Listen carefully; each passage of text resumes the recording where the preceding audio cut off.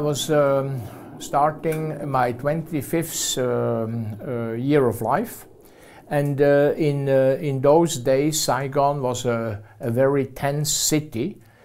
Just before I arrived, a bar or in the restaurant in the city center of Saigon had been bombed, and there were 30 or 40 killed.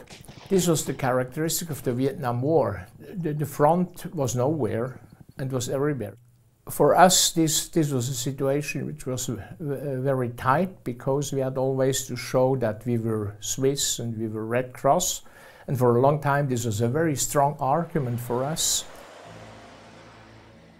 The main mandate of us was to visit 6 prisoners of war camps, spread all over South Vietnam, the biggest being on the Phu Quoc Island off the coast of Cambodia. There we had 35,000 prisoners of war, Viet Cong and North Vietnamese prisoners. And we visited these camps every 3 to 4 months and made reports, made recommendations, and tried to improve the living conditions of these prisoners. We went to each camp, we spoke with the prisoners and told them, you see, we have tried to do what we could. How do you perceive our action? They said, amazingly, you know, for us, the material factors, the improvements you obtained were not so important. But you were the only institutions and the only individuals which came from outside to be in contact with us. We were occasionally asked to organize relief organizations when populations were, for instance, bombed out of the jungle. When they were staying in temporary locations, we brought their relief together with the South Vietnamese Red Cross.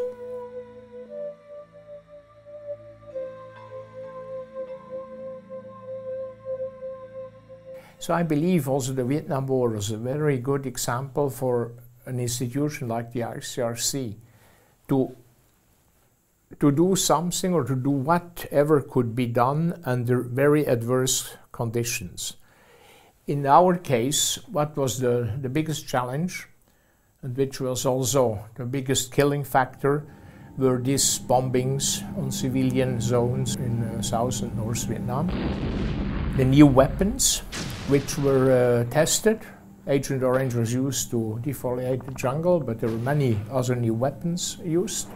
We knew, because we were overflying these zones, sometimes the following morning, they looked like a lunar landscape. And we said, you know, all these people who have died down there,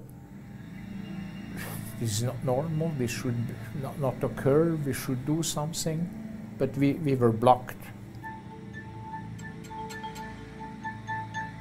I believe that if anything happens, they know that we would be active on both sides according on the basis of the same criteria.